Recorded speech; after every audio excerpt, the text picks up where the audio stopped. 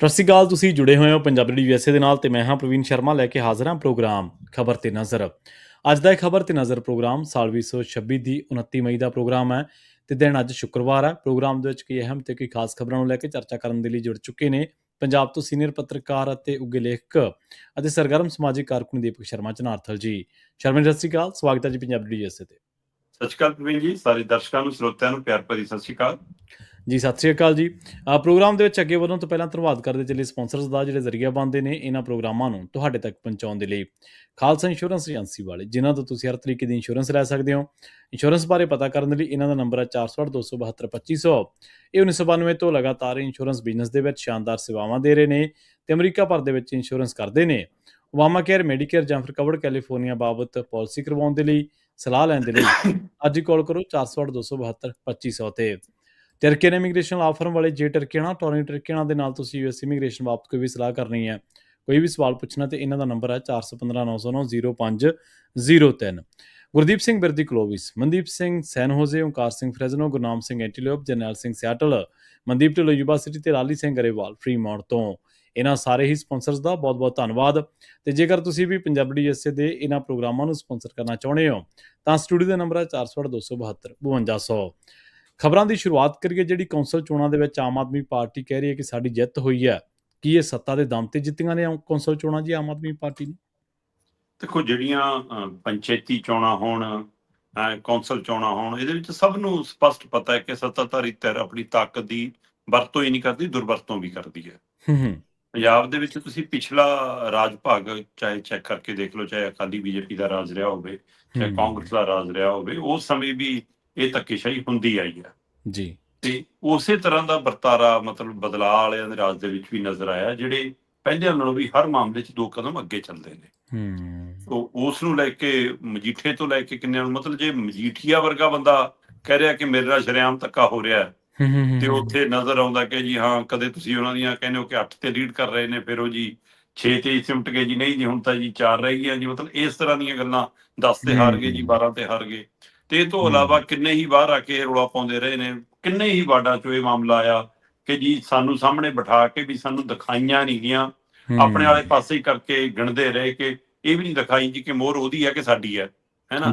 ਜਾਂ ਕਿੰਨਿਆਂ ਨੇ ਕਿਹਾ ਜੀ ਕਿ ਜਦੋਂ ਉਧਰ ਘਟਦੀਆਂ ਸੀ ਸਾਡੇ ਵਾਲੇ ਚੱਕ ਕੇ ਬੰਡਲ ਸੱਟੇ ਜੀ, ਆਹ ਕੀਤਾ ਜੀ, ਜਦੋਂ ਕਿਉਂ ਕੈਮਰਿਆਂ 'ਚ ਹੈ ਸਾਰਾ ਕੁਝ ਕਹਿੰਦੇ ਜੀ, ਪਰ ਉਹ ਕੈਮਰੇ ਦੀ ਰਿਕਾਰਡਿੰਗ ਦਾ ਕਰਨਾ ਕੀ ਜੇ ਕਿਸੇ ਨੂੰ ਦੇਣੇ ਨਹੀਂ, ਦਿਖਾਉਣੇ ਨਹੀਂ।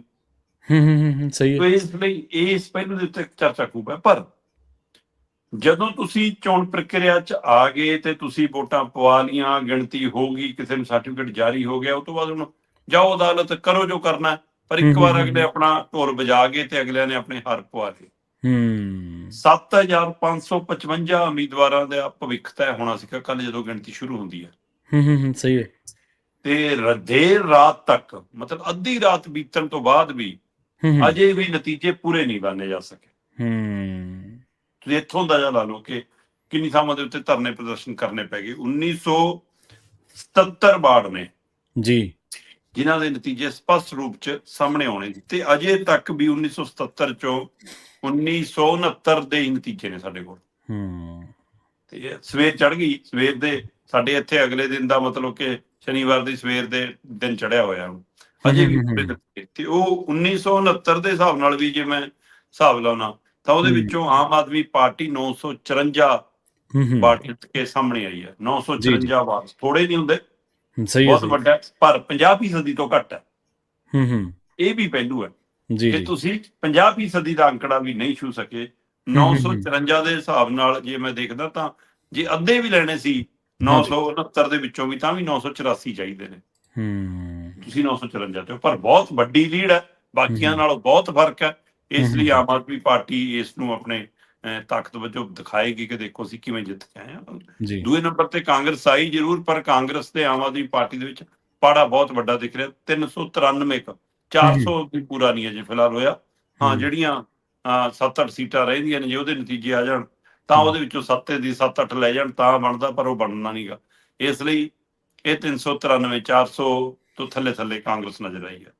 ਤੀਸਰੇ ਨੰਬਰ ਤੇ ਆਜ਼ਾਦ ਉਮੀਦਵਾਰ ਨੇ ਜਾਂ ਹੋਰ ਦਲਾਂ ਵਾਲੇ ਜਾਂ ਕੁਝ ਹੋਰ ਜਿਹੜੇ ਨੇ, ਉਹ ਸਾਰੇ ਮਿਲਾ ਕੇ ਜਦੋਂ ਮੈਂ ਦੇਖਦਾ ਤਾਂ 258 ਇਹ ਤਰ੍ਹਾਂ ਜਿੱਤ ਕੇ ਆਉਂਦੀਆਂ ਨੇ। ਤੇ ਚੌਥੇ ਨੰਬਰ ਤੇ ਸ਼੍ਰੋਮਣੀ ਅਕਾਲੀ ਦਲ 192 ਸੀਟਾਂ ਲੈ ਕੇ ਜਾਂਦਾ। ਹੂੰ ਪੰਜਵੇਂ ਨੰਬਰ ਤੇ ਭਾਰਤੀ ਜਨਤਾ ਪਾਰਟੀ 172 ਸੀਟਾਂ ਲੈ ਕੇ ਜਾਂਦੀ ਹੈ। ਜੀ ਜੀ ਸੋ ਇਸ ਲਈ ਜਦੋਂ ਆਪਾਂ ਨਤੀਜਿਆਂ ਦੇ ਹਵਾਲੇ ਨਾਲ ਦੇਖਦੇ ਹਾਂ ਤਾਂ ਕੋਈ ਸ਼ੱਕ ਨਹੀਂ ਕਿ ਜੋ 50% ਤੇ ਵੀ ਨਹੀਂ ਗਏ, ਪਰ ਤਾਂ ਵੀ ਸਭ ਤੋਂ ਵੱਡੀ ਪਾਰਟੀ ਬਣ ਕੇ, ਤੇ ਉਹਦੇ ਵਿੱਚ ਫਿਰ ਪੁਲਿਸ ਦਾ ਯੋਗਦਾਨ, ਉਹਦੇ ਵਿੱਚ ਪ੍ਰਸ਼ਾਸਨ ਦਾ ਯੋਗਦਾਨ, ਉਹਦੇ ਵਿੱਚ ਸੱਤਾ ਦੀਆਂ ਸਕੀਮਾਂ ਦਾ ਯੋਗਦਾਨ, ਸੱਤਾਧਾਰੀ ਧਿਰ ਦੇ ਸਨੇਹੇ, ਫੋਨ ਦੇ ਉੱਤੇ ਵੋਟ ਮੰਗਣ ਲੱਗੇ ਧਮਕਾਉਣ ਵਾਲਾ ਤਰੀਕਾ, ਡਰਾਉਣ ਵਾਲਾ ਤਰੀਕਾ, ਪਲੋਸਣ ਵਾਲਾ ਤਰੀਕਾ, ਫਿਰ ਸੇਵਾ ਪਾਣੀ ਹੈ ਨਾ, ਫਿਰ ਗਿਣਤੀ ਦੇ ਵਿੱਚ ਖੇਲਾ, ਇਹ ਸਾਰੇ ਦਾ ਯੋਗਦਾਨ ਬਰਾਬਰ ਰੱਖਣਾ ਪਊਗਾ। ਜਿਹੜੀਆਂ ਪਈਆਂ ਉਹ ਪਈਆਂ, ਉਹਦੇ ਨਾਲ ਨਾਲ ਇਹ ਵੀ ਯੋਗਦਾਨ ਨੂੰ ਤੁਹਾਨੂੰ ਨਜ਼ਰਸਾਨੀ ਕਰਨੀ ਪਊਗੀ। ਹਾਂ, ਜੇ ਕੋਈ ਸੋਚਦਾ ਹੋਊਗਾ ਤਾਂ ਘੱਟੋ ਘੱਟ ਬੀਜੇਪੀ ਸੋਚਦੀ ਹੋਊਗੀ ਕਿ ਜਿਹੜੇ ਅਸੀਂ ਕਹਿੰਦੇ ਬੰਗਾਲ ਤੋਂ ਬਾਅਦ ਪੰਜਾਬ, ਉਹਨੂੰ ਇੱਥੇ ਸੋਚਣਾ ਪੈਣਾ ਕਿ 172 ਦੇ ਸਾਰੇ ਪੰਜਾਬ ਜਿੱਤਿਆ ਜਾ ਸਕਦਾ, ਜਾਂ ਅਕਾਲੀ ਬੀਜੇਪੀ ਦਾ ਜੇ ਮੈਂ ਗੱਠਜੋੜ ਕਰਕੇ ਦੇਖਾਂ ਤਾਂ 192 ਅਕਾਲੀ ਦਲ ਦੀਆਂ ਨੇ, 172 ਇਹਨਾਂ ਦੀਆਂ ਨੇ, ਤਾਂ 364 ਬਣਦੀਆਂ ਨੇ। ਬੇਸ਼ੱਕ ਨਤੀਜਿਆਂ ਦੇ ਹਿਸਾਬ ਨਾਲ ਜੇ ਮੈਂ ਦੇਖਾਂ ਤਾਂ ਇਹ ਫਿਰ ਤੀਏ ਨੰਬਰ ਤੇ ਆਉਂਦੇ ਨੇ ਦੋਨੇ ਜਿਹੜੇ ਮਿਲ ਕੇ, ਕਿਉਂਕਿ 393 ਦੇ ਹਿਸਾਬ ਨਾਲ ਕਾਂਗਰਸ ਅੱਗੇ ਖੜੀ ਹੈ। ਪਰ ਜੇ ਮਿਲ ਕੇ ਲੜੇ ਹੁੰਦੇ ਸ਼ਾਇਦ ਇਹ ਫਿਰ 393 ਵਾਲੇ ਅੰਕੜੇ ਨੂੰ ਪਾਰ ਕਰ ਸਕਦੇ ਸੀ, ਕਿਉਂਕਿ ਕਿੰਨੀਆਂ ਸੀਟਾਂ ਅਜਿਹੀਆਂ ਹੋਣਗੀਆਂ ਜਿਹੜੇ ਹੁਣ ਇਹ ਇਕੱਲੇ ਲੜ ਕੇ ਹਾਰ ਗਏ, ਪਰ ਇਕੱਠੇ ਹੁੰਦੇ ਤਾਂ ਜਿੱਤ ਕੇ ਆ ਜਾਂਦੇ। ਸੋ ਇਸ ਲਈ ਆਪਾਂ ਤਾਂ ਜਿੱਤ ਵਾਲੇ ਅੰਕੜੇ ਨੂੰ ਜੋੜ ਕੇ ਦੇਖ ਰਹੇ ਹਾਂ, ਉਹਦੇ ਹਿਸਾਬ ਨਾਲ 364 ਬਣਦੀਆਂ ਨੇ। ਸੋ ਕੱਲ ਦੇ ਨਤੀਜੇ ਜੇ ਆਪਾਂ ਦੇਖੀਏ ਤਾਂ ਠੀਕ ਹੈ, ਓਵਰਆਲ ਮਤਲਬ ਕਿ ਆਮ ਆਦਮੀ ਪਾਰਟੀ ਲੈ ਗਈ ਹੈ। ਜ਼ਿਆਦਾਤਰ 8 ਨਗਰ ਨਿਗਮ ਸੀਗਾ, 8 ਨਗਰ ਨਿਗਮ ਦੇ ਵਿੱਚ ਮੇਅਰ ਇਹਨਾਂ ਦੇ ਬਣਨਗੇ ਲਗਭਗ, ਤੇ ਨਗਰ ਕੌਂਸਲਾਂ ਜਿਹੜੀਆਂ 74-75 ਦੇ ਕਰੀਬ ਸੀਗੀਆਂ, ਉਹਨਾਂ ਦੇ ਵਿੱਚ ਵੀ ਜਿੱਥੇ ਘਾਟਾ ਵਾਧਾ ਹੋਊਗਾ ਉਹ ਵੀ ਪੂਰਾ ਕਰ ਲੈਣਗੇ। ਇੰਨਾ ਤਾਂ ਸੱਤਾ ਦੀ ਤਾਕਤ ਦਾ ਦਮ ਹੁੰਦਾ ਹੀ ਹੈ। ਜ਼ਿਆਦਾਤਰ ਥਾਵਾਂ ਤੇ ਇਹਨਾਂ ਦੇ ਹੀ ਪ੍ਰਧਾਨ ਚੁਣੇ ਜਾਣਗੇ, ਤੇ ਉਹ ਤੋਂ ਇਲਾਵਾ ਨਗਰ ਪੰਚਾਇਤ ਨੇ, ਨਗਰ ਪੰਚਾਇਤ ਦੇ ਵਿੱਚ ਵੀ ਮਤਲਬ 21 ਦੇ ਕਰੀਬ ਜਿਹੜੀਆਂ ਸੀਗੀਆਂ, 20 ਦੀਆਂ ਵੋਟਾਂ ਪਈਆਂ, ਉੱਥੇ ਵੀ ਦਬਦਬਾ ਇਹਨਾਂ ਦਾ ਰਿਹਾ। ਪਰ ਅਕਾਲੀ ਦਲ ਨਜ਼ਰ ਆਇਆ, ਬੀਜੇਪੀ ਜ਼ੋਰ ਜਮਾਇਸ਼ ਕਰਦੀ ਨਜ਼ਰ ਆਈ। ਅਕਾਲੀ ਦਲ ਨੇ, ਇਹ ਸ਼ਹਿਰੀ ਖੇਤਰ ਹੈ ਜਿਹਨੂੰ ਬੀਜੇਪੀ ਆਪਣਾ ਗੜ੍ਹ ਮੰਨਦੀ ਸੀ ਜੀ, ਉੱਥੇ ਬੀਜੇਪੀ ਪਿੱਛੇ ਰਹਿ ਜਾਵੇ ਤੇ ਅਕਾਲੀ ਦਲ ਅੱਗੇ ਆ ਜਾਵੇ ਤਾਂ ਅਕਾਲੀ ਦਲ ਲਈ ਵੀ ਕੁਝ ਕਹਿਣ ਜੋਗਾ ਹੋ ਗਿਆ।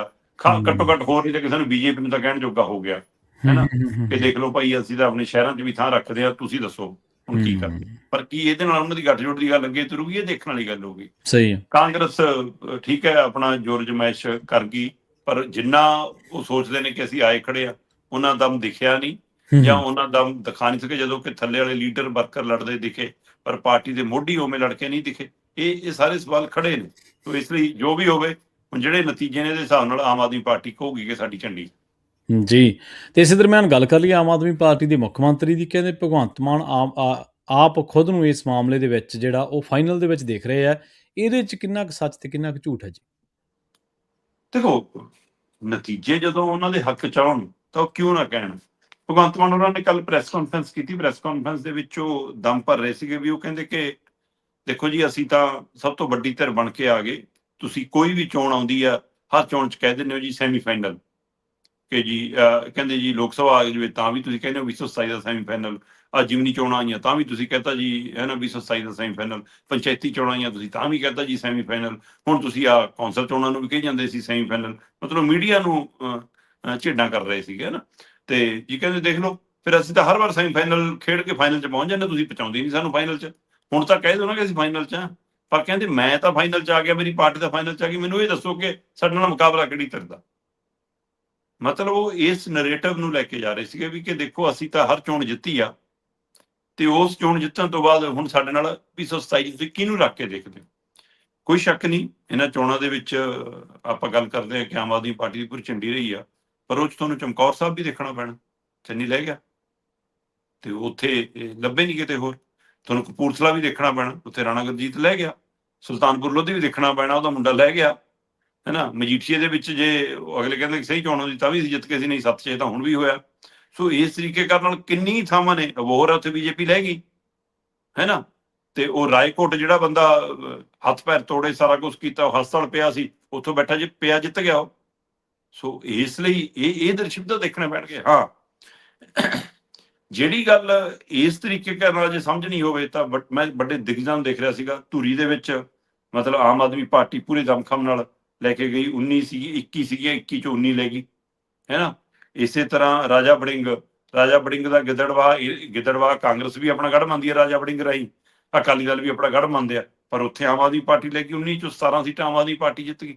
ਸੋ ਉੱਥੇ ਫਿਰ ਰਾਜਾ ਵੜਿੰਗ ਦਾ ਤਾਂ ਹੀ ਉਹ ਤੰਜ ਵੀ ਕੱਸਿਆ ਭਗਵੰਤ ਮਾਨ ਨੇ, ਕਹਿੰਦੇ ਕਿ ਬਿਲਕੁਲ ਗੱਡੇ ਜੋ ਗਈ ਆ ਹੁਣ ਇਹ, ਹੈ ਨਾ। ਸੋ ਅਮਨ ਅਰੋੜਾ ਦੇ ਆਪਣੇ ਇਲਾਕੇ ਦੇ ਵਿੱਚ 23 ਵਾਰਡਾਂ ਚੋਂ 19 ਮਤਲਬ ਕਿ ਲੈ ਗਏ ਅਗਲੇ, ਹੈ ਨਾ, ਸੁਨਾਮ ਦੇ ਵਿੱਚੋਂ।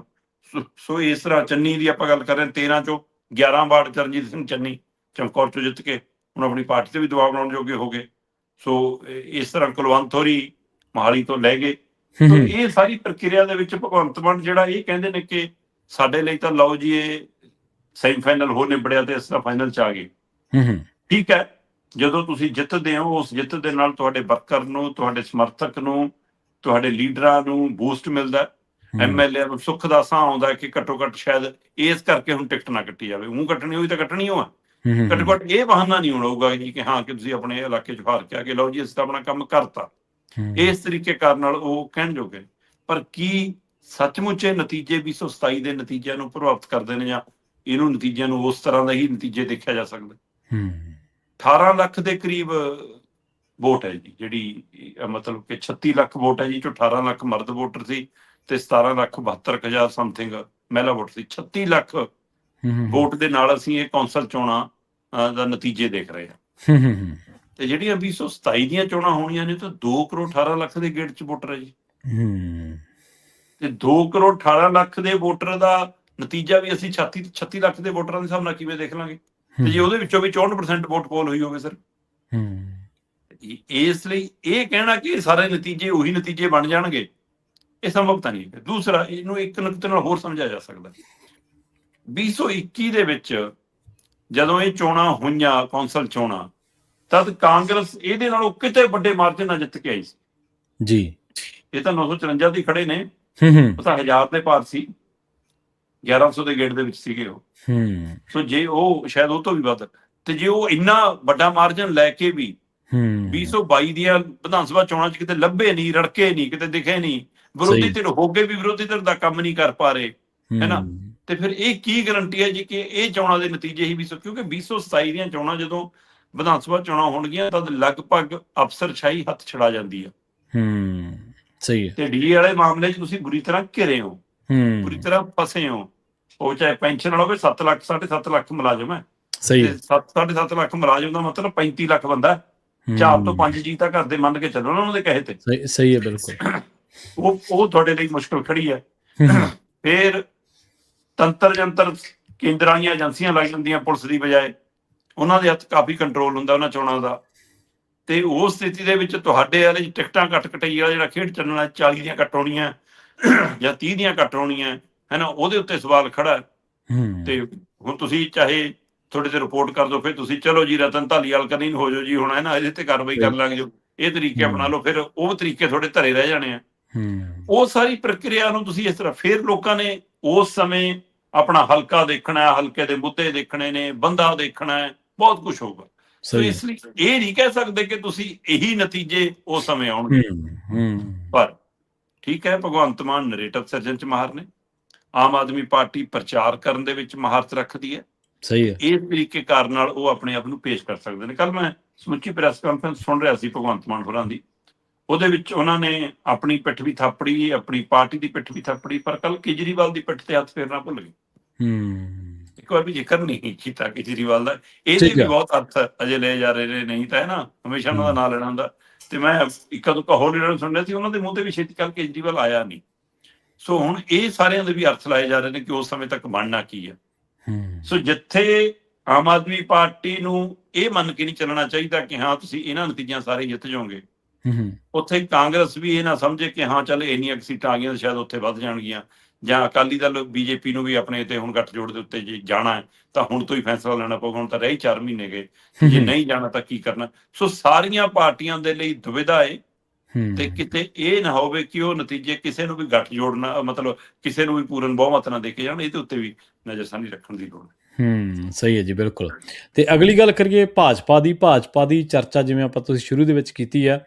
ਭਾਜਪਾ ਪੰਜਾਬ ਦੇ ਵਿੱਚ ਹਿੰਦੂ ਏਜੰਡਾ ਜਿਹੜਾ ਕਿ ਉਹਨਾਂ ਦਾ ਬੜਾ ਤੈਅਸ਼ੁਦਾ ਏਜੰਡਾ, ਜਿਹਦੇ ਤੇ ਆਲੇ ਦੁਆਲੇ ਉਹਨਾਂ ਦੀ ਪੋਲੀਟਿਕਸ ਘੁੰਮਦੀ ਆ, ਉਹ ਪੰਜਾਬ ਦੇ ਵਿੱਚ ਇਸ ਏਜੰਡੇ ਨੂੰ ਲੁਕੋ ਕੇ ਲਿਆ ਰਹੇ ਨੇ ਜਾਂ ਫਿਰ ਉਹ ਛੱਡ ਕੇ ਆ ਰਹੇ ਨੇ ਇਸ ਏਜੰਡੇ ਨੂੰ? ਮਾਫ ਕਰਨਾ ਪ੍ਰਵੀਨ ਜੀ, ਭਾਰਤੀ ਜਨਤਾ ਪਾਰਟੀ ਜਿਹੜੇ ਸਿਧਾਂਤ ਨਾਲ ਚੱਲਦੀ ਹੈ ਕਿ ਬਾਕੀ ਸਾਰੇ ਧਰਮਾਂ ਨੂੰ, ਬਾਕੀ ਸਾਰੀਆਂ ਭਾਸ਼ਾਵਾਂ ਨੂੰ, ਬਾਕੀ ਸਾਰੇ ਖਿੱਤਿਆਂ ਨੂੰ ਲੜ ਕੇ ਰੱਖੋ, ਆਪਣਾ ਹੀ ਏਜੰਡਾ, ਸੰਘ ਦਾ ਏਜੰਡਾ, ਔਰ ਬੜੇ ਸਾਲਾਂ ਬੱਧੀ ਉਹ ਚੁੱਪ ਕਰਕੇ ਤੁਰੇ ਆਉਂਦੇ ਰਹੇ ਤੇ ਜਿੱਦਾਂ ਜਿੱਦਾਂ ਤਾਕਤ ਆਉਂਦੀ ਰਹੀ ਤਿੱਦਾਂ ਤਿੱਦਾਂ ਵੋਕਲ ਹੁੰਦੇ ਰਹੇ ਤੇ ਵੋਕਲ ਤੋਂ ਫਿਰ ਹਮਲਾਵਰ ਹੋਣ ਲੱਗ ਪਏ ਤੇ ਫਿਰ ਉਹਨਾਂ ਨੇ ਘੱਟ ਗਿਣਤੀ ਭਾਈਚਾਰਿਆਂ ਨੂੰ ਕਿਸੇ ਨੂੰ ਰਲਾਉਣ ਦੀ ਕਵਾਇਦ, ਕਿਸੇ ਨੂੰ ਧੱਕ ਕੇ ਕੰਧ ਨਾਲ ਲਾਉਣ ਦੀ ਕਵਾਇਦ ਛੇੜੀ ਕਿ ਬੋਧੀ ਜੈਨੀ ਰਲਾ ਦਿਓ ਹਿੰਦੂਆਂ 'ਚ, ਜਦੋਂ ਕਿ ਉਹ ਵੱਖਰਾ ਧਰਮ ਹੈ ਤੇ ਉਹਦੀ ਵੱਖਰੀ ਪਹਿਚਾਣ, ਪਰ ਤੁਸੀਂ ਉਹਨਾਂ ਨੂੰ ਮਤਲਬ ਕਿ ਇਸ ਤਰੀਕੇ ਨਾਲ ਆਲੇ ਦੁਆਲੇ ਉਹ ਬਗੜਿਆ ਕਿ ਉਹ ਤੁਹਾਡੇ ਦਾਇਰੇ ਚੋਂ ਬਾਹਰ ਹੀ ਨਾ ਜਾ ਸਕਣ ਹੁਣ, ਹੈ ਨਾ, ਤੇ ਹੈ ਨਾ, ਬੋਧੀ ਜੈਨੀ ਤੁਸੀਂ ਕਿਤੇ ਨਾ ਕਿਤੇ।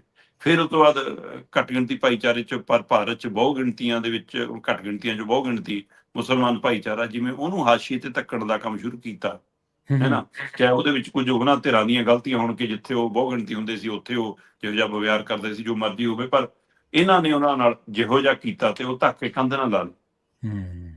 ਤੇ ਇੱਥੋਂ ਤੱਕ ਕਿ ਪੱਛਮੀ ਬੰਗਾਲ ਜਿਹਦੀ ਪਹਿਚਾਣ ਆਪਣੇ ਭਾਸ਼ਾ ਦੇ ਆਧਾਰ ਤੇ ਰਹੀ, ਜਿਹੜਾ ਬੰਗਾਲ ਦਾ ਖੇਤਰ ਮਤਲਬ ਕਿ ਪਾਕਿਸਤਾਨ 'ਚ ਵੀ ਗਿਆ ਤੇ ਉਹਨੇ ਉੱਥੇ ਜਾ ਕੇ ਵੀ ਉਰਦੂ ਨੂੰ ਅਪਣਾਉਣ ਦੀ ਬਜਾਏ ਆਪਣੀ ਭਾਸ਼ਾ ਨੂੰ ਪਹਿਲ ਦਿੱਤੀ, ਜਿਹਦੇ ਕਾਰਨ ਵੱਖਰਾ ਬੰਗਲਾਦੇਸ਼ ਬਣਿਆ, ਹੈ ਨਾ। ਉਹ ਪੱਛਮੀ ਬੰਗਾਲ ਦੀਆਂ ਚੋਣਾਂ ਦੇ ਦਰਮਿਆਨ ਤੁਸੀਂ ਦੇਖ ਲਓ ਕਿ ਉੱਥੇ ਵੀ ਆਪਣੇ ਹਿੰਦੂਆਂ ਦੇ ਏਜੰਡੇ ਨੂੰ ਲੈ ਕੇ, ਕੋਈ ਗੱਲ ਨਹੀਂ ਕਿ ਬਿਨਾਂ ਲਸਣ ਪਿਆਜ਼ ਤੋਂ ਮੱਛੀ ਖਾ ਲਓ ਫਿਰ ਠੀਕ ਹੁੰਦੀ ਹੈ, ਫਿਰ ਹਿੰਦੂ ਵੀ ਰਹਿੰਦਾ ਬੰਦਾ ਤੇ ਉਹ ਵੀ ਇਸ ਤਰੀਕੇ ਕਰਨ ਨਾਲ ਵੀ ਆਪਣੇ ਆਪ ਨੂੰ ਉੱਥੇ ਦਿਖਾਇਆ, ਉੱਥੇ ਵੀ ਇਹ ਏਜੰਡਾ ਬਾੜ ਗਏ ਜੀ।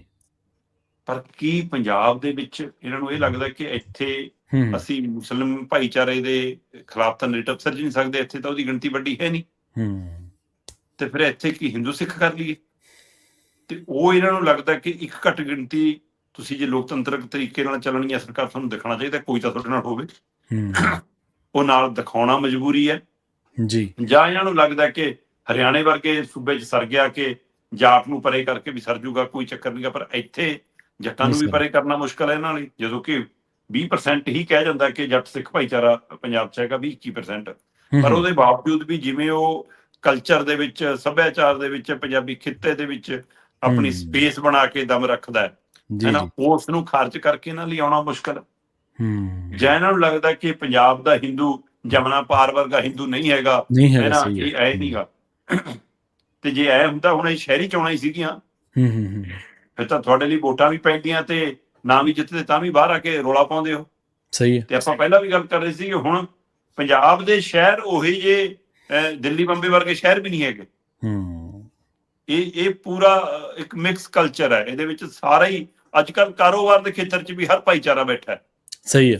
ਇਸ ਨੂੰ ਇਸ ਲਈ ਪੰਜਾਬ ਦੇ ਵਿੱਚ ਕੀ ਇਹਨਾਂ ਨੂੰ ਲੱਗਦਾ ਕਿ ਸਾਨੂੰ ਸਿੱਖ ਭਾਈਚਾਰੇ ਦੇ ਸਹਾਰੇ ਮੂਹਰੇ ਵਧਣਾ ਪੈਣਾ ਹੈ, ਜੱਟ ਸਿੱਖ ਭਾਈਚਾਰੇ ਦੇ ਸਹਾਰੇ ਮੂਹਰੇ ਵਧਣਾ ਪੈਣਾ ਹੈ, ਸਾਨੂੰ ਹਿੰਦੂ ਤੇ ਦਲਿਤ ਭਾਈਚਾਰੇ ਦੀ ਬਰਾਬਰ ਗੱਲ ਕਰਨੀ ਪੈਣੀ ਹੈ। ਇਹ ਉਸ ਨੁਕਤੇ ਤੇ ਆ ਰਹੇ ਨੇ, ਜਾਂ ਇਸ ਤਰੀਕੇ ਕਰਨ ਨਾਲ ਕਿ ਪਹਿਲਾਂ ਇਹਨਾਂ ਨੂੰ ਇਹ ਜਚਾ ਲਓ, ਇੱਕ ਵਾਰ ਕਬਜ਼ਾ ਕਰ ਲਓ, ਫਿਰ ਆਪਣੇ ਏਜੰਡੇ ਤੇ ਆਵਾਂਗੇ ਕਿ ਫਿਰ ਉਹ ਇੱਕ ਦੇਸ਼ ਇੱਕ ਭਾਸ਼ਾ, ਇੱਕ ਦੇਸ਼ ਇੱਕ ਰੰਗ, ਇੱਕ ਦੇਸ਼ ਇੱਕ ਮੰਡੀ, ਇੱਕ ਦੇਸ਼ ਇੱਕ ਲੀਡਰ, ਫਿਰ ਉਹ ਫਾਰਮੂਲਾ ਬਣਾਉਣਾ।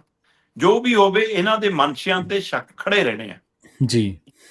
ਤੇ ਹੁਣ ਦੇਖਣ ਵਾਲੀ ਗੱਲ ਹੋਊਗੀ ਕਿ ਇਸ ਏਜੰਡੇ ਨੂੰ ਇਹ ਕਿੰਨਾ ਕੁ ਪਾਲ ਪਾਉਂਦੇ ਨੇ, ਕਿੰਨਾ ਕੁ ਚਲਾ ਪਾਉਂਦੇ ਨੇ, ਲੁਕੋ ਕੇ ਆਉਂਦੇ ਨੇ, ਨਹੀਂ ਲੁਕੋ ਕੇ ਆਉਂਦੇ, ਉਹ ਮਨਸ਼ਾਵਾਂ ਸਾਫ਼ ਹੋ ਜਾਣਗੇ। ਪਰ ਜਿਹੜਾ ਤੁਹਾਡਾ ਪਿਛਲਾ ਸਾਰਾ ਝਲਕਾਰਾ, ਤੁਸੀਂ ਕਹਿੰਦੇ ਨਾ 21 ਸੂਬਿਆਂ ਦੀ ਪੁਲਿਸ ਸਾਡੇ ਕੋਲ, ਸੋ 21 ਸੂਬਿਆਂ ਦੇ ਝਲਕਾਰੇ ਨੂੰ ਪੰਜਾਬ ਨੂੰ ਧਿਆਨ 'ਚ ਰੱਖਣਾ ਪੈਣਾ ਕਿ ਜਿਹੜਾ ਪੰਜਾਬ 47 ਤੋਂ ਬਾਅਦ ਵੀ ਆਪਸ 'ਚ ਉਵੇਂ ਨਹੀਂ ਵੰਡਿਆ ਗਿਆ, ਇੰਨਾ ਕੁਛ ਲਹੂ ਬਹਿਣ ਦੇ ਬਾਵਜੂਦ ਵੀ, ਤੇ ਉਹ ਤੋਂ ਬਾਅਦ 84 'ਚ ਇੰਨਾ ਕੁਛ ਸਾਡੇ ਨਾਲ ਵਾਪਰਿਆ ਤਾਂ ਨਹੀਂ ਅਸੀਂ ਵੰਡੇ ਗਏ, ਕਿਤੇ ਹੁਣ ਇਹ ਰਾਜਨੀਤਿਕ ਧਿਰਾਂ ਸਾਨੂੰ ਉੱਥੇ ਵੰਡੀ ਤਾਂ ਲਿਆਉਣਗੀਆਂ, ਇਹ ਪੰਜਾਬ ਨੂੰ ਸੋਚ ਕੇ ਰੱਖਣਾ ਪੈਣਾ। ਸਹੀ ਹੈ। ਨਾਲੇ ਤੁਸੀਂ ਸ਼ੁਰੂ ਦੇ ਵਿੱਚ ਇਸ ਗੱਲ ਤੋਂ ਸ਼ੁਰੂਆਤ ਕੀਤੀ ਸੀ ਸ਼ਰਮਾ ਜੀ ਕਿ ਪਹਿਲਾਂ ਉਹ ਹੌਲੀ ਹੌਲੀ ਵੋਕਲ ਹੁੰਦੇ ਨੇ, ਵੋਕਲ ਤੋਂ ਫਿਰ ਹਮਲਾਵਰ ਹੁੰਦੇ ਨੇ ਤੇ ਫਿਰ ਪੂਰਾ ਜਿਹੜਾ ਨੈਰੇਟਿਵ ਆਪਣੇ ਮੁਤਾਬਕ ਚਲਾਉਂਦੇ ਨੇ। ਇੱਥੇ ਵੀ ਹੌਲੀ ਹੌਲੀ ਵੋਕਲ ਹੋਣਗੇ, ਹੌਲੀ ਹੌਲੀ ਫਿਰ ਆਪਣੇ ਮੁਤਾਬਕ ਚੀਜ਼ਾਂ ਕਰਨਗੇ। ਅਗਲੀ ਜਿਹੜੀ ਗੱਲ ਕਰਦੇ ਚੱਲੀਏ ਆਪਾਂ ਬਰਨਾਲੇ ਦੀ, ਬਰਨਾਲਾ ਕਹਿੰਦੇ ਪੰਜਾਬ ਦੀ ਸਿਆਸਤ ਦਾ ਗੜ੍ਹ ਬਣ ਗਿਆ ਜੀ। ਦੇਖੋ ਪੰਜਾਬ ਦੇ ਵਿੱਚ ਇੱਕ ਤਰੀਕਾ ਕਰ ਰਿਹਾ ਕਿ ਕੁਝ ਚਿਹਰੇ, ਵੱਡੇ ਚਿਹਰੇ ਬਣ ਜਾਂਦੇ ਨੇ ਜੀ। ਕੁਝ ਲੀਡਰ ਆਪਣੀ ਪਾਰਟੀ ਨਾਲੋਂ, ਆਪਣੇ ਸੰਗਠਨ ਨਾਲੋਂ ਆਪਣਾ ਨਾਮ, ਆਪਣਾ ਕੱਦ ਵੱਡਾ ਕਰ ਲੈਂਦੇ, ਤੇ ਫਿਰ ਉਹਨਾਂ ਦਾ ਰਹਿਸ਼ੀ ਖੇਤਰ, ਉਹਨਾਂ ਦਾ ਪਿੰਡ, ਉਹਨਾਂ ਦਾ ਸ਼ਹਿਰ, ਉਹਨਾਂ ਦਾ ਕਸਬਾ, ਹੈ ਨਾ, ਉਹਨਾਂ ਦੇ ਨਾਮ ਨਾਲ ਪਛਾਣਿਆ ਜਾਣ ਲੱਗ ਜਾਂਦਾ ਹੈ। ਜਦੋਂ ਕਿ ਬੰਦਿਆਂ ਨੇ ਨਾਮ, ਜੇ ਸੁਰਜੀਤ ਸਿੰਘ ਬਰਨਾਲਾ ਨੇ ਆਪਣੇ ਨਾਮ ਨਾਲ ਬਰਨਾਲਾ ਲਾਇਆ ਤਾਂ ਉਹ ਇਸ ਲਈ ਲਾਇਆ ਕਿ ਤਾਂ ਕਿ ਲੋਕਾਂ ਨੂੰ ਪਤਾ ਲੱਗੇ ਕਿ ਬਰਨਾਲੇ ਤੋਂ ਆ ਮੈਂ, ਪਰ ਹੁਣ ਬਰਨਾਲੇ ਦੇ ਪਹਿਚਾਣੇ ਹੈਗੇ ਸੁਰਜੀਤ ਸਿੰਘ ਬਰਨਾਲਾ ਬਣ ਕੇ, ਹੈ ਨਾ, ਇਸ ਤਰੀਕੇ ਕਰਨ ਏਦਾਂ ਕਈ ਨਾਮ ਵੱਡੇ ਹੋ ਜਾਂਦੇ ਨੇ। ਬਾਦਲ ਪਿੰਡ ਦਾ ਨਾਮ, ਟੌੜਾ ਸਾਹਿਬ ਦੇ ਪਿੰਡ ਦਾ ਨਾਮ। ਸੋ ਇਹ ਉਹ ਬੰਦੇ ਨੇ ਜਿਨ੍ਹਾਂ ਦੇ ਨਾਂ ਨਾਲ ਉਹਨਾਂ ਦਾ ਖਿੱਤਾ ਫਿਰ ਪਛਾਣਿਆ ਜਾਣ ਲੱਗ ਪਿਆ। ਤੁਸੀਂ ਇਹ ਦੇਖੋ ਕਿ ਪੰਜਾਬ ਦੀ ਸਿਆਸਤ ਦੇ ਵਿੱਚ ਪਟਿਆਲਾ ਵੀ ਕਿਸੇ ਸਮੇਂ ਕੇਂਦਰ ਬਣਿਆ ਰਿਹਾ। ਜੇ ਕੈਪਟਨ ਅਮਰਿੰਦਰ ਦਾ ਰਾਜ ਸੀ ਤੇ ਚਾਹੇ ਉਹ ਮੁੱਖ ਮੰਤਰੀ ਸੀ ਚਾਹੇ ਨਹੀਂ ਸੀ, ਚਾਹੇ ਉਹ ਵਿਰੋਧੀ ਧਿਰ ਸੀ, ਤੇ ਪਰ ਪਟਿਆਲੇ ਦਾ ਮਤਲਬ ਮਹਾਰਾਜਾ ਪਟਿਆਲਾ। ਰਾਜਾ ਦਾ ਰਾਜ ਭਾਗ ਬੀਤ ਲਿਆ, ਸਾਰਾ ਕੁਝ ਹੋ ਗਿਆ, ਪਰ ਇਹਨਾਂ ਦੇ ਵਰਕਰ ਸਮਰਥਕ ਦੂਜੀਆਂ ਤੇ ਨਾਲੇ ਮਹਾਰਾਜਾ ਪਟਿਆਲਾ ਸੀਸ ਮਹਿਲ ਮੂਹਰੇ ਫਿਰ ਲੱਗਦੇ ਸੀ ਮੇਲੇ। ਉਹ ਚੱਲਿਆ। ਇਹ ਤੋਂ ਬਾਅਦ ਦੂਸਰੇ ਪਾਸੇ ਤੁਸੀਂ ਪਿੰਡ ਬਾਦਲ ਦੇਖ ਲਓ, ਮਤਲਬ ਸਰਕਾਰਾਂ ਚ ਝੁਕਦੀਆਂ ਸੀ, ਢੁਕਦੀਆਂ ਸੀ ਆ ਕੇ, ਚਾਹੇ ਹੋਰਨਾਂ ਸੂਬਿਆਂ ਦੇ ਲੀਡਰ ਹੋਣ ਤੇ ਚਾਹੇ ਪੰਜਾਬ ਦੇ ਲੀਡਰ ਹੋਣ, ਤੇ ਪੰਜਾਬ ਦੀ ਚਾਹੇ ਅਫਸਰਸ਼ਾਹੀ ਹੋਵੇ, ਸਲਾਮ ਠੁੱਕਣ ਜਾਂਦੇ ਸੀ। ਮੇਲਾ ਤਾਂ ਅਸੀਂ ਪਿੰਡ ਟੌੜੇ ਲੱਗਦਾ ਦੇਖਿਆ ਜੀ। ਜੱਥੇਦਾਰ ਗੁਰਚਰਨ ਸਿੰਘ ਟੌੜਾ ਇਸ ਤਰ੍ਹਾਂ ਦੀ ਰਾਜਨੀਤੀ ਦੇ ਵਿੱਚ ਕਦੇ ਉਵੇਂ ਇੱਛਾ ਸ਼ਕਤੀ ਨਾਲ ਸਾਹਮਣੇ ਨਹੀਂ ਆਏ ਕਿ ਮੈਂ ਇਹੋ ਜਿਹੇ ਉਹਦੇ ਰੁਤਬੇ ਮੰਨਣੇ ਨੇ, ਹੈਨਾ। ਪਰ ਸਵੇਰੇ 3 ਵਜੇ ਉਹਨਾਂ ਦੇ ਪਿੰਡ 2:30-3 ਵਜੇ ਲਾਈਨਾਂ ਲੱਗ ਜਾਂਦੀਆਂ ਸੀ ਕਿ ਲੋਕ ਕੰਮ ਕਰਾਉਣ ਲਈ ਆਉਂਦੇ ਸੀ, ਤੇ ਰੋਕਣ ਦੇ ਬਾਵਜੂਦ ਕਿ ਟੌੜਾ ਸਾਹਿਬ ਨੇ ਕਹਿਣਾ ਕਿ ਭਾਈ ਨਾ ਪੈਰੀ ਹੱਥ ਨਾ ਲਾਓ, ਤਾਂ ਵੀ ਲੋਕ ਪੈਰੀ ਹੱਥ ਲਾਉਂਦੇ ਸੀ। ਤੇ ਟੌੜਾ ਸਾਹਿਬ ਨੇ ਅੱਗੇ ਕੰਮ ਤੇ ਜਾਣਾ ਹੁੰਦਾ ਸੀ, ਉਹ ਗੋਡਿਆਂ ਤੇ ਤੋਲੀਆ ਪਾ ਕੇ ਬਹਿ ਜਾਂਦਾ ਸੀ, ਚਿੱਟਾ ਤੋਲੀਆ, ਤੇ ਉਹ 3 ਵਜੇ ਪਾ ਕੇ ਜਦੋਂ ਬਹਿੰਦੇ ਸੀ ਤੇ 6 ਵਜੇ ਤੱਕ ਜਦ ਉੱਠ ਕੇ ਜਿੱਥੇ ਜਾਣਾ ਹੁੰਦਾ ਸੀ ਤੁਰਦੇ ਸੀ, ਤਦ ਤੱਕ ਉਹ ਤੋਲੀਆ ਕਾਲਾ ਹੋ ਜਾਂਦਾ ਸੀ। ਲੋਕ ਪੈਰੀ ਹੱਥ ਲਾ ਲਾ ਕੇ ਇੰਨਾ ਗੰਦਾ ਕਰਦੇ ਸੀ। ਮਤਲਬ ਇਹ ਉਹਨਾਂ ਦੀ ਮਾਨਤਾ ਰਹੀ ਹੈ। ਤੇ ਇਸ ਤਰੀਕੇ ਕਰਨਾ ਮੇਲਾ ਉੱਥੇ ਵੀ ਲੱਗਦਾ ਰਹੇ। ਤੇ ਇੱਕੋ ਇੱਕ ਲੀਡਰ ਦੇਖਿਆ ਮੈਂ ਜੱਥਾ ਗੁਰਚਰਨ ਸਿੰਘ ਟੌੜਾ, ਜਿਨ੍ਹਾਂ ਨੇ ਆਪਣਾ ਪਿੰਡ ਦਾ ਨਾਂ ਤਾਂ ਰੱਖਿਆ ਨਾਲ, ਪਰ ਪਿੰਡ ਵੀ ਨਹੀਂ ਛੱਡਿਆ। ਕਿਤੇ ਹੁਣ ਮੁੜ ਕੇ ਪਿੰਡ ਆਉਂਦੇ ਸੀ ਕਿ ਸਵੇਰ ਨੂੰ ਯਾਰ ਲੋਕਾਂ ਨੇ ਮਿਲਣ ਆਉਣਾ, ਸੰਗਤ ਨੇ ਆਉਣਾ। ਇਸ ਤਰ੍ਹਾਂ ਉਹਨਾਂ ਦੇ ਨਾਲ ਇਸੇ ਤਰ੍ਹਾਂ ਮਤਲਬ ਕਿ ਬਰਨਾਲੇ ਦੇ ਨਾਂ ਨਾਲ, ਸੁਰਜੀਤ ਸਿੰਘ ਬਰਨਾਲੇ ਦੇ ਨਾਲ, ਬਰਨਾਲਾ ਕਿਸੇ ਸਮੇਂ ਕੇਂਦਰ ਬਣਿਆ ਰਿਹਾ ਪੰਜਾਬ ਦਾ। 80 ਦਾ ਦਹਾਕਾ ਸੀਗਾ ਉਹ, ਜਦੋਂ ਸੁਰਜੀਤ ਸਿੰਘ ਬਰਨਾਲਾ ਹੋਰੀ ਪੂਰੇ ਐਕਟਿਵ ਸੀਗੇ, ਪੰਜਾਬ ਦੇ ਮੁੱਖ ਮੰਤਰੀ ਵੀ ਰਹੇ, ਵੱਖ-ਵੱਖ ਸੂਬਿਆਂ ਦੇ ਫਿਰ ਵੱਖ ਥਾਵਾਂ ਤੇ ਰਾਜਪਾਲ ਵੀ ਬਣ ਕੇ ਆਏ। ਤੇ ਇਸ ਤਰੀਕੇ ਕਰ ਸੁਰਜੀਤ ਸਿੰਘ ਬਰਨਾਲੇ ਦਾ ਗੜ੍ਹ ਮੰਨਿਆ ਜਾਣ ਲੱਗ ਪਿਆ। ਬਰਨਾਲਾ ਪੰਜਾਬ ਦੇ ਵਿੱਚ ਕੇਂਦਰ ਬਿੰਦੂ ਹੋ ਗਿਆ। ਪਰ ਹੁਣ ਲੰਮੇ ਸਮੇਂ ਬਾਅਦ, ਲਗਭਗ 4 ਦਹਾਕਿਆਂ ਤੋਂ ਬਾਅਦ ਮੁੜ ਕੇ ਮਤਲਬ ਬਰਨਾਲੇ ਦੀ ਚਰਚਾ ਤੁਰੀ ਹੈ। ਉਹਦੇ ਵਿੱਚੋਂ ਅਹਿਮ ਤੌਰ ਦੇ ਉੱਤੇ ਜੇ ਮੈਂ ਦੇਖਾਂ ਤਾਂ ਮੀਤ ਹੇਅਰ, ਉਹਨੇ ਨਾਮ ਕਮਾਇਆ ਉੱਥੋਂ, ਮੁੰਡੇ ਨੇ, ਨੌਜਵਾਨ ਮੁੰਡਾ, ਤੇ ਆਮ ਆਦਮੀ ਪਾਰਟੀ ਤੋਂ MLA ਵੀ ਬਣਿਆ, ਇਹਨਾਂ ਦੇ ਯੂਥ ਦਾ ਪ੍ਰਧਾਨ ਵੀ ਰਿਹਾ, ਤੇ ਫਿਰ ਮੰਤਰੀ ਵੀ ਬਣ ਗਿਆ ਛੋਟੀ ਉਮਰੇ। ਤੇ ਉਹਦੇ ਕੰਮ ਵੀ ਥੋੜੇ ਜਿਹੇ, ਹੈ ਨਾ, ਮਤਲਬ ਆਪਣੇ ਤਰੀਕੇ ਕਰ ਉਹਨੇ ਪਹਿਚਾਣ ਰੱਖੀ। ਤੇ ਫਿਰ ਉੱਥੋਂ ਨਿਕਲ ਕੇ ਉਹ MP ਜਦੋਂ ਲੜਿਆ ਤੇ MP ਜਿੱਤ ਵੀ ਗਿਆ, ਤੇ ਹੁਣ ਦਿੱਲੀ ਦੇ ਵਿੱਚ। ਇਸ ਲਈ ਬਰਨਾਲੇ ਦੇ ਨਾਂ ਨਾਲ ਉਹਦੀ ਪਹਿਚਾਣ ਹੈਗੀ ਹੈ ਕਿ ਹਾਂ ਵੀ ਮੀਤ ਹੇਅਰ। ਤੇ ਚਲੋ ਬਰਨਾਲੇ ਦਾ ਤਾਂ ਰਜਿੰਦਰ ਗੁਪਤਾ ਵੀ ਅੱਜ ਕੱਲ੍ਹ ਚਰਚਾ 'ਚ ਹੈ ਵੈਸੇ, ਟਰਾਈਡੈਂਟ ਵਾਲੇ, ਕਿ ਹਾਂ ਜੀ ਰਜਿੰਦਰ ਗੁਪਤਾ ਜੀ, ਕਿ ਲਓ ਜੀ ਦਿਨਾਂ 'ਚ ਚੜ੍ਹਤ ਹੋ ਗਈ, ਕਿ ਲਓ ਜੀ ਆ ਗਏ ਆਮ ਆਦਮੀ ਪਾਰਟੀ 'ਚ।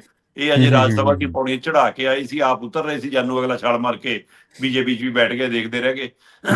ਤੋਂ ਹੁਣ ਉਸ ਬਰਨਾਲੇ ਦੀ ਚਰਚਾ ਸਭ ਤੋਂ ਵੱਧ ਇਸ ਲਈ ਹੈ ਕਿ BJP ਨੇ ਉੱਥੋਂ ਆਪਣਾ ਪ੍ਰਧਾਨ ਲਾਇਆ। ਭਾਰਤੀ ਜਨਤਾ ਪਾਰਟੀ ਨੇ ਕੇਵਲ ਢਿੱਲੋਂ ਨੂੰ ਜਦੋਂ ਪ੍ਰਧਾਨ ਲਾਇਆ, ਤਦ ਬਰਨਾਲਾ ਹੋਰ ਕੇਂਦਰ ਬਿੰਦੂ ਬਣ ਗਿਆ ਹੁਣ ਵੱਡੇ ਰੂਪ ਦੇ ਵਿੱਚ, ਕਿਉਂਕਿ BJP ਦੀਆਂ ਜਿੱਥੇ ਜਿੱਥੇ ਸਰਕਾਰਾਂ ਨੇ ਉੱਥੋਂ ਦੇ ਨੁਮਾਇੰਦੇ ਹੁਣ ਬਰਨਾਲਾ 'ਚ ਤੁਹਾਨੂੰ ਦਿਖ ਸਕਦੇ ਨੇ ਕੱਲ੍ਹ ਨੂੰ। ਚਾਹੇ ਬਗਾਏ ਕੋਈ ਮੀਟਿੰਗਾਂ, ਕੋਈ ਆਉਣਾ ਜਾਣਾ, ਕੋਈ ਕਿਸੇ ਨੇ ਮਿਲਣਾ, ਕਿਸੇ ਨੂੰ ਨਿੱਜੀ ਮਿਲਣਾ, ਦੂਜੀਆਂ ਪਾਰਟੀਆਂ ਦੇ ਲੀਡਰ ਜਿਹੜੇ ਇੱਧਰ ਉੱਧਰ ਜਾਣਾ ਚਾਹੁਣਗੇ, ਉਹ ਉਹਨਾਂ ਦੀਆਂ ਗੱਡੀਆਂ ਦੇ ਕਾਫਲੇ ਨੇਰੇ ਸਵੇਰੇ, ਇਹਨਾਂ ਦੀ ਪਾਰਟੀ ਦੇ ਆਪਣੇ ਲੀਡਰ ਮੀਟਿੰਗਾਂ ਕਰਨ। ਜੇ ਉਹ ਹੁਣ ਬਰਨਾਲਾ ਪੰਜਾਬ ਦੇ ਵਿੱਚ ਕੇਂਦਰ ਬਿੰਦੂ ਬਣ ਕੇ ਰਹੂਗਾ ਜਦੋਂ ਤੱਕ ਕੇਵਲ ਢਿੱਲੋਂ ਦੇ ਹੱਥ BJP ਦੀ ਡੋਰ ਹੈ। ਹਾਂ, ਇਹ ਦੇਖਣ ਵਾਲੀ ਗੱਲ ਹੈ ਕਿ ਉੱਥੋਂ ਰਜਿੰਦਰ ਗੁਪਤਾ ਵੀ BJP ਚਲੇ ਗਏ, ਕੇਵਲ ਢਿੱਲੋਂ ਵੀ BJP 'ਚ ਨੇ, ਪ੍ਰਧਾਨ ਵੀ ਨੇ, ਮੀਤ ਹੇਅਰ ਤੇ ਹੱਥ ਹੈ BJP ਦੀ। ਇਹ ਵੱਖਰੀ ਗੱਲ ਹੈ ਕਿ ਉਹ ਜਾਂਦੇ ਨੇ, ਨਹੀਂ ਜਾਂਦੇ ਜਾਂ ਕੀ ਹੁੰਦਾ, ਪਰ ਬਰਨਾਲਾ ਹੁਣ ਚਰਚਿਤ ਪੰਜਾਬ ਦੇ ਰਾਜਨੀਤਿਕ ਖੇਤਰਾਂ 'ਚੋਂ ਇੱਕ ਵਾਰ ਫਿਰ ਉੱਭਰ ਕੇ ਆਇਆ। ਜੀ ਬਿਲਕੁਲ। ਤੇ ਸ਼ਰਮਾ ਜੀ, ਜਾਂਦਿਆਂ ਦੀ ਗੱਲ ਕਰੀਏ ਆਪਾਂ WhatsApp, Instagram ਤੇ Facebook ਦੀ, ਕਹਿੰਦੇ ਜੇ ਹੁਣ ਇਹਨੂੰ ਚਲਾਉਣੇ ਆ ਤੁਸੀਂ ਤਾਂ ਤੁਹਾਨੂੰ ਪੈਸੇ ਤਾਰਨੇ ਪੈਣਗੇ ਜੀ ਇਸ ਬਦਲੇ। ਦੇਖੋ, ਇਹ ਨਾ ਇੱਕ ਆਮ ਚਾਹ ਦੇ ਬਾਰੇ ਬੜੀ ਕਹਾਵਤ ਰਹੀ ਹੈ ਅੰਗਰੇਜ਼ਾਂ ਦੇ ਸਮੇਂ, ਕਿ ਉਹਨਾਂ ਨੇ ਪਹਿਲਾਂ ਪਲਾ ਕੇ ਆਦੀ ਲਾਤੇ, ਫਿਰ ਅਗਲੇ ਆਪਦਾ ਵੇਚਣ ਦਾ ਕੰਮ ਚੰਗਾ ਚੱਲਿਆ। ਤੇ ਇਸੇ ਤਰ੍ਹਾਂ ਅੱਜ ਕੱਲ੍ਹ ਚਿੱਟੇ ਬਾਰੇ ਕਿਹਾ ਜਾਂਦਾ ਕਿ ਹਾਂ ਭਾਈ, ਉਹ ਪਹਿਲਾਂ ਚਾਟ ਤੇ ਲਾ ਲੈਂਦੇ ਨੇ ਬੰਦੇ ਨੂੰ, ਫਿਰ ਕਹਿੰਦੇ ਤਾਂ ਮਿਲੂਗਾ ਸਾਡਾ ਏਜੰਟ ਬਣ ਜਾ। ਸੋ ਇਹ ਆਦੀ ਕਰਨ ਦੀ ਆਦਤ ਹੈ ਤੁਹਾਨੂੰ, ਕਿ ਜਦੋਂ ਆਦਤ ਪੈ ਜਾਵੇ ਤੁਹਾਨੂੰ ਉਹ ਚੀਜ਼ ਦੀ, ਫਿਰ ਤੁਸੀਂ ਛੱਡ ਨਹੀਂ ਸਕਦੇ। ਜੀ। ਇੰਟਰਨੈਟ, ਹੈ ਨਾ, ਜਾਂ ਕਾਲਿੰਗ ਦੇ ਪੈਸੇ, ਚਾਰਜ, ਇਹ ਸਾਰਾ ਕੁਛ ਕਿੱਥੋਂ ਸ਼ੁਰੂ ਹੋ ਕੇ ਕਿੱਥੇ ਤੱਕ ਪਹੁੰਚੇ, ਪਰ ਕੋਈ ਛੱਡ ਨਹੀਂ ਸਕਿਆ। ਸਹੀ ਹੈ। ਤੇ ਹੁਣ ਅੱਜ ਦੀ ਤਰੀਕ ਦੇ ਵਿੱਚ ਜਿਵੇਂ ਫੋਨ ਕਾਮਨ ਚੀਜ਼ ਹੋ ਗਈ, ਫੋਨ ਤੋਂ ਫਿਰ ਸਮਾਰਟਫੋਨ ਕਾਮਨ ਚੀਜ਼ ਹੋ ਗਈ, ਫਿਰ ਉਹਦੇ ਵਿੱਚੋਂ ਇੱਕ ਲਗਜ਼ਰੀ ਕਲਾਸ ਆਪਣੇ ਆਪ ਨੂੰ ਦਿਖਾਉਂਦੀ ਹੈ ਕਿ ਅਸੀਂ ਐਪਲ ਦਾ ਫੋਨ, ਅੱਧੇ ਸੇਵਜੇ ਵਾਲਾ ਫੋਨ ਉਹ ਵਰਤਦੇ ਹਾਂ ਜੀ। ਫਿਰ ਉਹ ਚੋਂ ਲਗਜ਼ਰੀ ਦਿਖਾਉਣ ਦੇ ਲਈ ਲੋਕਾਂ ਨੂੰ ਹੁੰਦਾ ਕਿ ਹਰ ਵਾਰ ਅਪਡੇਟ ਵਰਜ਼ਨ ਤੁਹਾਡੇ ਹੱਥ 'ਚ ਹੋਣਾ ਚਾਹੀਦਾ।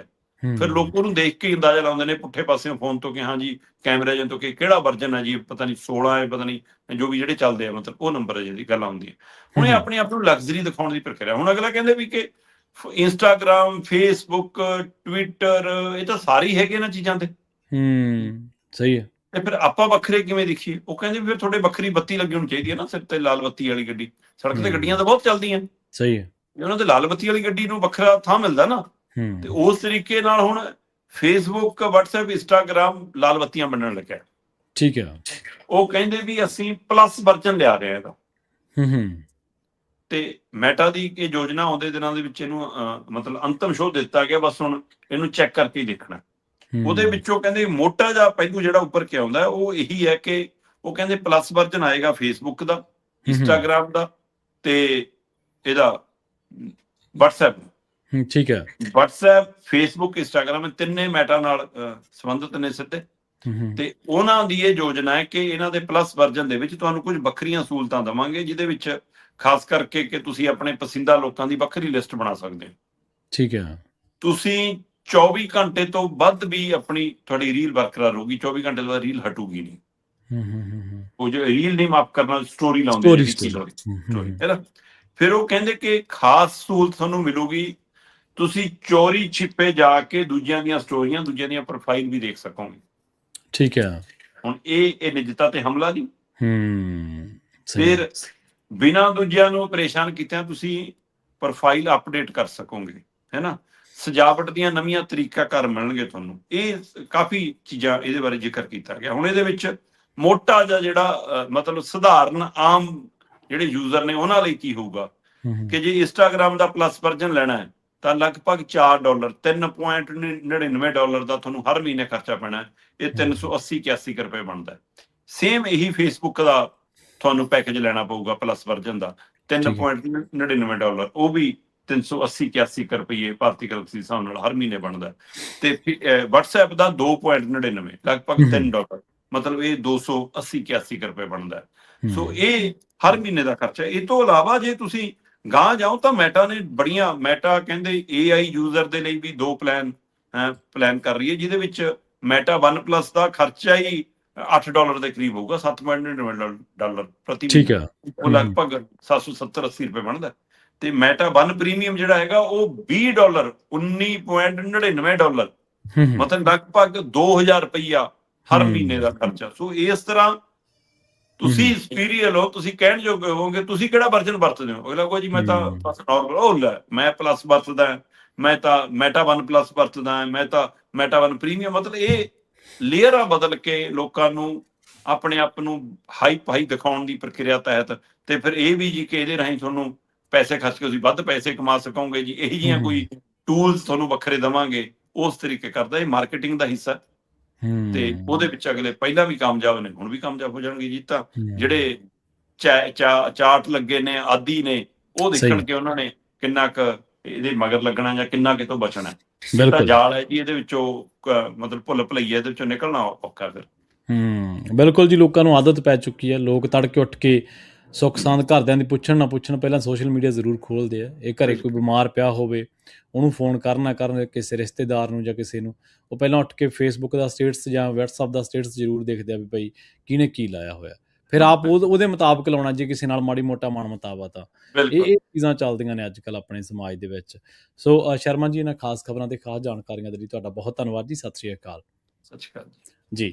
ਪ੍ਰੋਗਰਾਮ ਖਬਰ ਤੇ ਨਜ਼ਰ ਨੂੰ ਆਪਾਂ ਇੱਥੇ ਸਮਾਪਤ ਕਰਾਂਗੇ। ਤੁਹਾਡਾ ਸਾਰਿਆਂ ਦਾ ਵੀ ਬਹੁਤ ਧੰਨਵਾਦ। ਸਤਿ ਸ਼੍ਰੀ ਅਕਾਲ। ਇਸੇ ਤਰ੍ਹਾਂ ਜੁੜੇ ਰਹੋ ਪੰਜਾਬੀ ਰੇਡੀਓ USA ਦੇ ਨਾਲ।